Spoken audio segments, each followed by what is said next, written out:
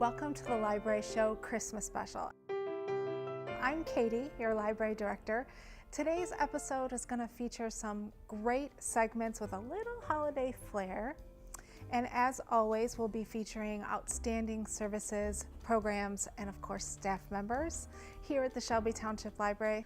First up, Bethany is going to talk about our Great Start program and the Ages and Stages questionnaires, which are designed to help parents evaluate their children's cognitive and social development. Next, Elizabeth is going to show us an easy holiday decoration idea that is sure to dazzle, and you won't believe how easy it is to put together.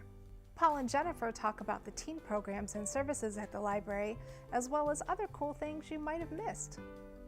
Then, last but not least, Catherine has us set for our New Year's resolutions. No matter what yours happens to be this year, from home improvement to self-improvement, let this be the year you stick to it. Throughout the show, we're going to be sharing some of our favorite books, and maybe you'll find a new favorite too. So as you can tell, this episode is jam-packed. Let's get started.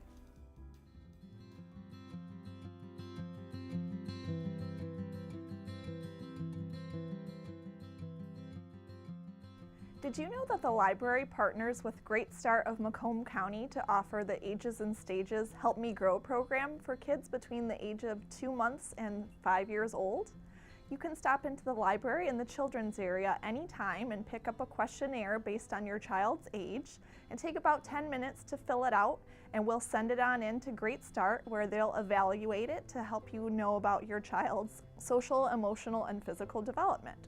And just for filling out the questionnaire in the library, you'll get a free little prize toy and book from us. And Great Start, when they send you the evaluation, will also send you another children's book along with the evaluation that tells you sort of where your child's at, seeing if they're appropriately developing, if they're all their different physical attributes and their emotional and mental faculties. So this is a great way to perhaps identify any learning problems or disabilities early on, and just to also give you ideas for activities you can do to promote your child's growth and development. So make sure that you stop into the library every few months to fill out a new questionnaire for your child and watch them grow. We also at the library, of course, want your children to develop early literacy skills. We're concentrating very much on their early literacy development before they enter kindergarten, because the more words and letters that children know and recognize by the time they start kindergarten, the better they will start to learn to read once they begin school. We, of course, at the library incorporate early literacy practices into all of our story times, but you as parents and caregivers are your children's first and best teacher. You are their role models, and we want to encourage you to practice some of the things that we do at the library regularly at home. The American Library Association has a national initiative called Every Child Ready to Read. This program focuses on developing certain skills in children before they begin kindergarten, recognizing print words everywhere that they go and see in their daily lives, reading regularly with kids, recognizing letters and different sounds, the smaller sounds that make up large words, learning vocabulary, and there are 5 early literacy practices that we incorporate into our story times and that you can easily incorporate at home to develop these skills. Singing, playing, reading, writing, and talking. So some easy ways to incorporate those 5 practices into your daily routines and lives. Singing songs and rhymes, nursery rhymes. Try reading books that maybe follow the story of a popular song like Old MacDonald, and you could sing the book. You could use picture books that contain only pictures, no words, and then children can practice their narrative skills by telling you the story of what they think is happening in the pictures. You can make sure to buy some cheap sets of the big plastic alphabet letters so that children can touch and feel the letters and start to learn to recognize them by the time they go into kindergarten. You could play I Spy, which gives children a great chance to practice words and learn new vocabulary as they point out daily objects that they find around. So during this holiday season, while the kids are home from school and hopefully you're all spending more time together as a family, why not try some of these ideas together and focus on some early literacy skills?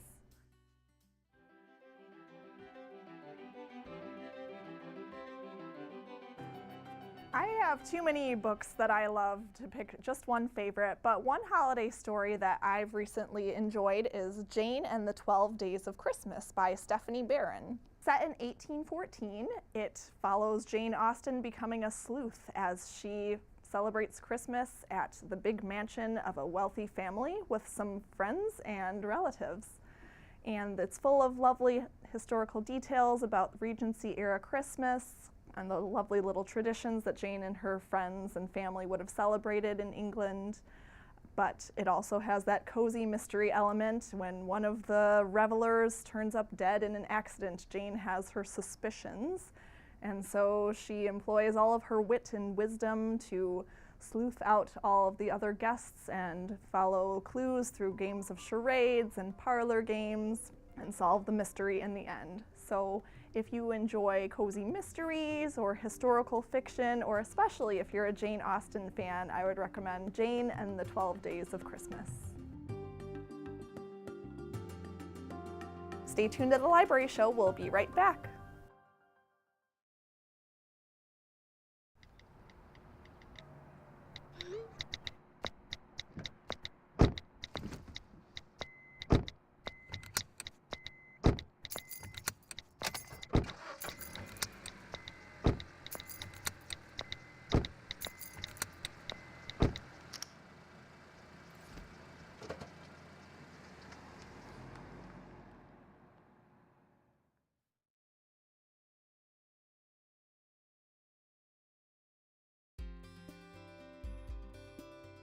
Welcome back.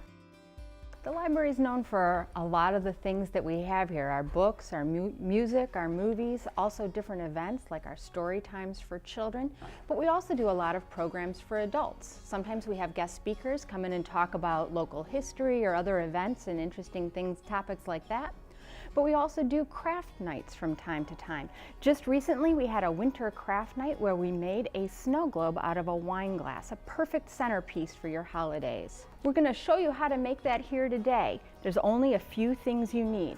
One is a wine glass, the lid to a mason jar, some greenery, maybe a pine cone, acorns, things like that that are in winter colors, things like that that you can use, a hot glue gun, and also some fake snow. So to start, the first thing you're going to do is take your mason jar lid and turn it over so that you have the less pretty side, the non-shiny side up. And then pick a couple of things from your supply of dried pine cones and home decor, things that you think look nice together and also will fit in your wine glass. You want to just kind of test a little, see how it'll all fit together for your composition. Once you've picked out a few things that you like and how they go together, you're going to glue them onto that lid. Sometimes it helps to form a little base on the lid so it's kind of wide and flatter than you need so that you can stick those things in there so they'll stand up a little bit. Hold it till it dries. And there you go. So you have a few things like that. Once you have secured your greenery onto the lid, it'll look something like this. You'll want to test it into that wine glass one more time just to see that you can fit it in tightly. You don't want any green bits poking out because later when this is a snow globe and you have fake snow, if you turn it over like that, the snow might fall out. So you don't want to make a mess. Once you know that it fits, you're going to take your wine glass, put it back the right way, take that top out, and pour some of that fake snow into the wine glass. You want to get enough that when you turn it over, it's going to cover the whole base of that mason jar lid. Sometimes that takes a little guessing, but I would say probably about that full is a good amount. So you can cover that. Then when you're ready, you're going to slide your greenery with your mason jar lid back pretty close in. You can tip the jar slightly, but obviously now you don't want to spill that snow. You're going to use your glue gun again, and you're going to put glue all the way around the seal of that mason jar. You want to work quickly if you're using hot glue, because hot glue does dry fast as it cools. So you want to make sure you get that in there.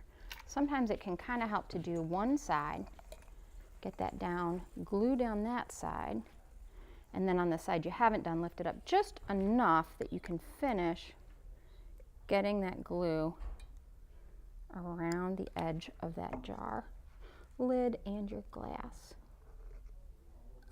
And then you want to press that down so it seals. Remember, hot glue can burn you if you're not careful, but you can also just kind of get that around there a little bit so it seals that. As you can see on this one, I have managed to get a little glue drip down the side. Once that dries, that will peel right off if you're careful, and you can just get that right off that side. But when you are done and that glue has dried, you can turn it over, shake that snow down just a little bit so it gets off the branches, and you have, put that right there in the middle of the table, you have a beautiful snow globe. Once you have it completed, you can embellish it. You could add a ribbon around the base, the stem of the wine glass. You could also put a ribbon, just glue it gently around the bottom of your wine glass like that. And then when you're all done, you can leave it like this. You could put a candle on top, probably a real one, but we're in the library where we don't do a lot of flame. So, and however you want to embellish it. This simple craft can add a lot of color and brightness to your holiday decor.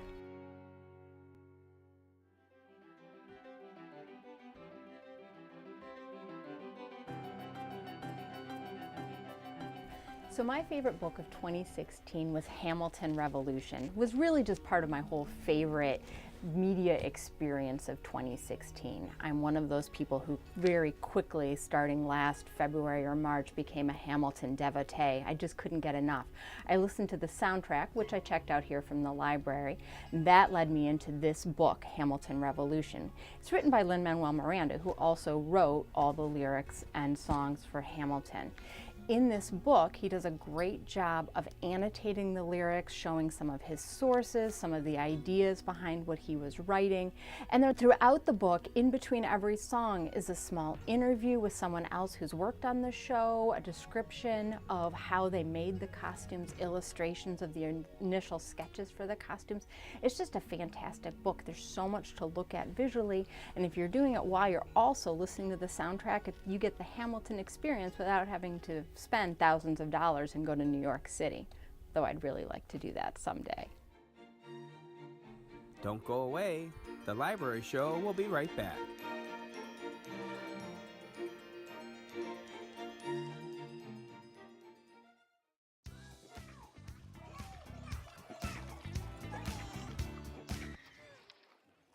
Looks like it's done.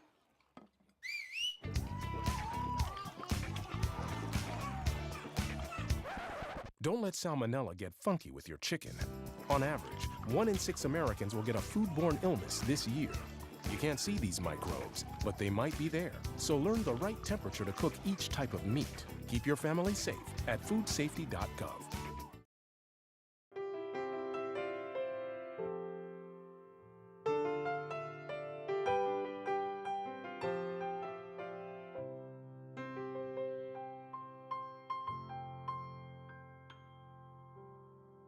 Hi everyone, welcome back to the Library Show. This is our series finale. You know, Jennifer, I'm not sure you're aware of this. I shot 3 alternate endings to the show because I didn't want anyone to blow it on the internet. So how does the library end? I can't tell you. You're going to have to tune in. So I'm here with Jennifer Sunderhouse. We always like to joke. Her name is the sun under the house. That's how you'll always know Jennifer. And she's the teen librarian. And so let's talk about some of the teen things, because that's one of the parts of the library we don't hear a lot about. and you guys do a lot of cool stuff. So let's talk about your teen advisory board, the TAB people. Okay. Yeah, our teen advisory board is a group of volunteers. They meet once a month, and they help me plan activities for the teens in Shelby Township that they want to see in the library. And what were some of the things that they want to see? And I know you did a cool one not too long ago. The really cool one that we just did is in October we did our murder mystery night. So we had a murder happen in the library and we tried to figure out who killed Mr. Body. Who done it? It was like a life-size version of Clue. The police even came out and arrested our murderer. Oh. Yeah, they sent the biggest cop that they had to arrest our smallest teen. Uh-oh. Let me guess, Colonel Mustard in the living room with the wrench. No, it was Miss Blue in the kitchen with the poison. Oh, it's always Miss Blue with the poison. Oh. Yeah, nobody knew. There's also a lot of other things that you do too. I know this is probably more of a teen thing. Pokemon Go got really popular at the library. Yes. Well, why don't you tell me about that? So Pokemon Go came out this past summer, and we were able to do a Pokemon like park crawl with Parks and Rec. I don't know if we're going to be doing that again, but we do have regular Pokemon hangouts where the kids can bring their cards and play and trade with each other, or their handheld games, or if they are brave enough to go out in the cold, they can play Pokemon Go and hit up the Pokestops at the library. And we're a gym, isn't the library a Poke gym? The library is a gym. The kids who come and the grown-ups, they can get a gym badge that say Shelby Township Library Pokemon Gym. Wow, what don't you do down there? You got everything down there. Yeah, and there's always food. And there's always food. There's always food. I notice that. I notice that whenever there's some kind of teen thing, that food is involved, and it seems to draw the teens. Yeah. And even game night. Game night, your after-school gaming was a lot of fun. Yeah, we play after-school games every Wednesday. Lots of different board games, party games, and they just kind of hang out and put off doing their homework for an hour and a half. And I just recently got to hang out and play a game or two with some of the gamers. And Jennifer, I heard some things. I heard you're a little bit of a cheater.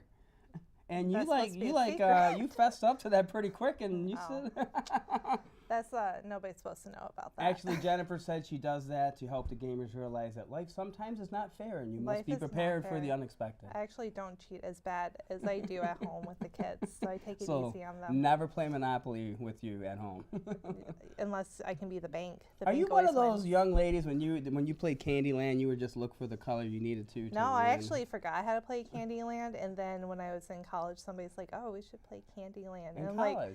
Yeah, like somebody had it in their closet, and I'm like, this game is actually really easy. It's probably a little easier in college than it would be. I know my colors. I know my colors. It's now. always good to know your colors. See, at the library you can learn a lot. Well, we're going to take a quick break, and when we come back, Jennifer and I are going to talk about our favorite books, and they couldn't be any more different, so stay tuned.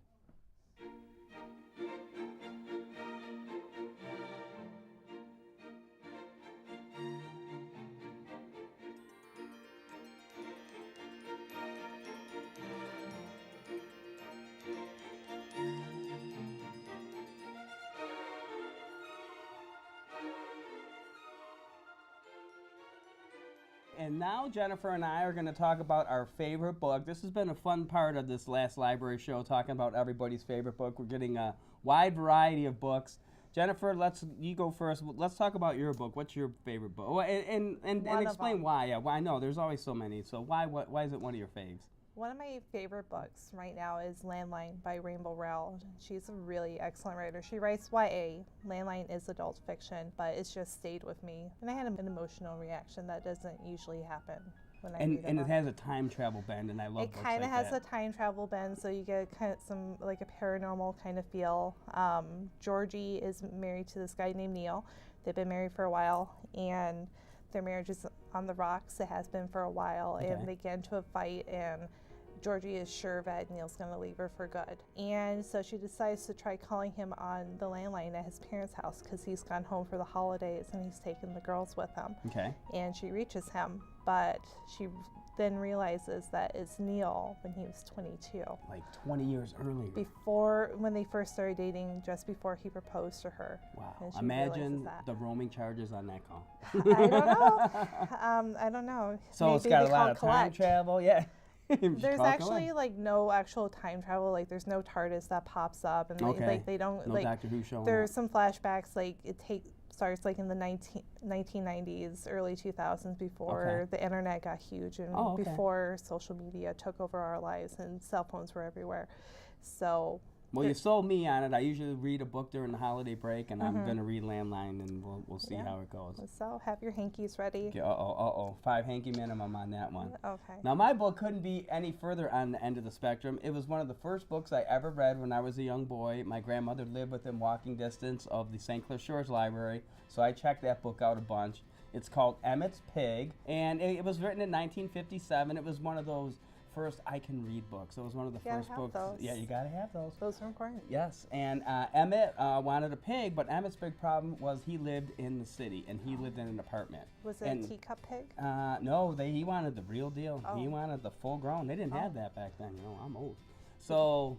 But Emmett, the whole book is showing Emmett imagining how it would be like if he had a pig and how he would have to maybe change his room a little and throw some slop down. And for whatever reason, I was in a big pig phase. I think I read Charlotte's Web around that time, and Emmett's Pig was quite a cute pig, and I took that book out many times. Everybody has their favorite animal. Yes. So some kids like trains and some kids like dinosaurs. Yes, some kids like pigs.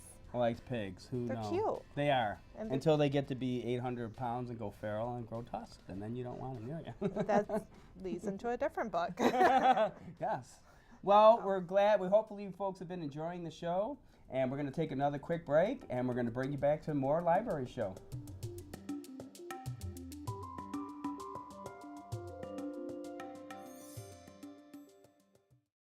This is the story of a boy who is very sensitive to lights and sounds.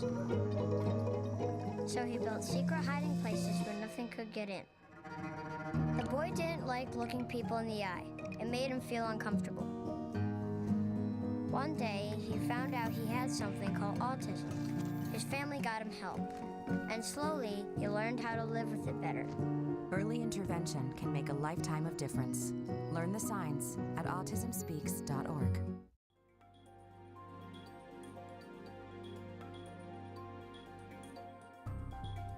Welcome back to the Library Show. We're getting through the holidays, we're almost done, and it's just about time to start thinking of the new year. And the new year always brings New Year's resolutions. So I've pulled way too many things to show you today, but I want to talk a little bit about how the library can support you with whatever your New Year's resolutions are. I did a little bit of research on what people choose to have as a New Year's resolution, and about half of us choose either to exercise more or be more healthy or eat better or try to lose weight. So we've got a number of books on different diets, or trying to watch your salt or your sugar, or eat more vegetables, or just make healthy food more fun. And if your goals are fitness related, we've got books on weight training or particular sports or yoga, or just being strong in general and how to have a more strong, healthy lifestyle. Another popular thing that people choose for a New Year's resolution is financial goals. Again, over half of the people that responded to the survey last year said they were choosing a financial goal, whether it was to save more money or just pay down debt. So we have a lot of resources on how to do that, how to think about money and how to save money, and how to maybe make better choices when you do buy things, or what you do need or what you don't need. We also have a lot of resources on investing. If you've got some money and you want to save it for the future, what's the best place to put it, and how to watch it. One of the other big categories that people chose was spending more time with friends and family. Just enjoying the people that we care about and spending time with them and doing fun things. And we have things, a variety of things on activities you could do together, ideas for games or things, travel, things that families can do together. Maybe it's just to get out and meet new people. We've got a lot of programs at the library where you could come and join a book group, or do coloring, or come and listen to a speaker on a topic that's interesting to you and meet people that way. But one of the most surprising things, and the number one response for everybody last year, was to live life to the fullest. And that was their number one resolution. And what does that mean? It can mean just about anything on this table.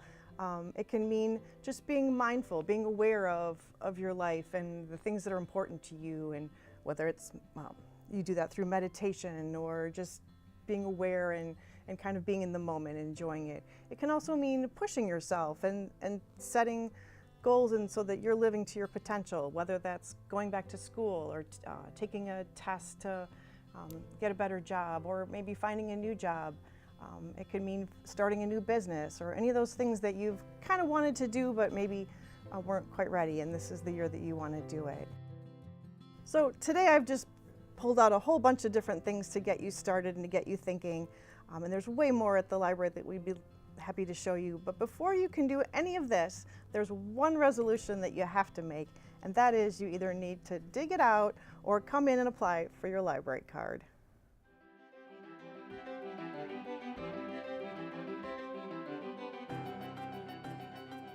So today I chose a book that's actually my favorite thing about books. And the book is A Couple of Boys Have the Best Week Ever, written and illustrated by Marla Frazee. And I love this book because some of my favorite memories are reading books to my own children and reading books to your children at story time. And just the way that you're not sure you're getting through to them, but you're always surprised in the end. And James and Eamon go to spend a week with Eamon's grandparents at their beach house.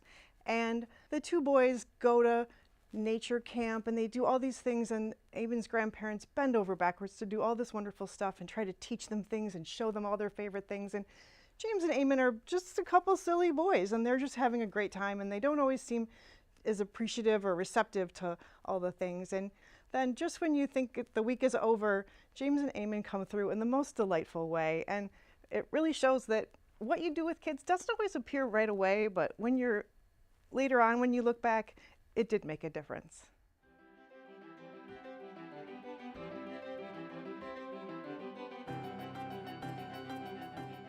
One of my favorite books, and asking a librarian to pick a favorite book is heartbreaking, but one of my favorite books is Gone with the Wind. And it's favorite for sort of unconventional reasons. The first reason is because I read Gone with the Wind when I was in 7th grade. It was the first summer I read any adult novels.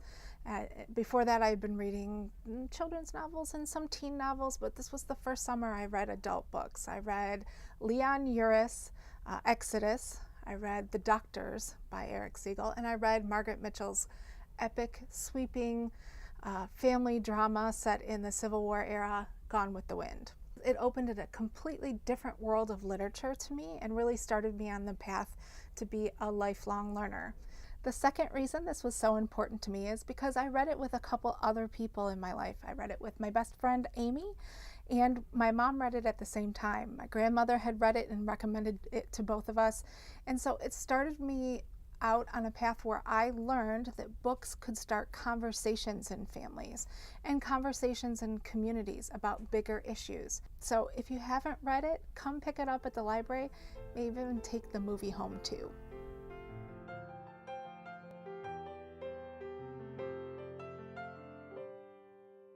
As our show comes to a close, and so does the year 2016, I just want to offer a really heartfelt thanks to everyone who made this year at the library such a successful one.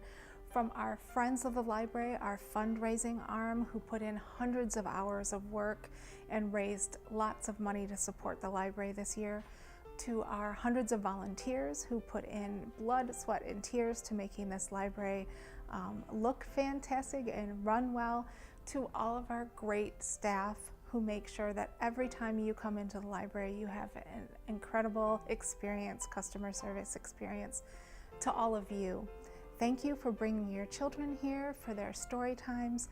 Thank you for trusting us with your reading needs and your information research. Thank you for coming to our programs, and we will be so glad to see you in the new year. Take care.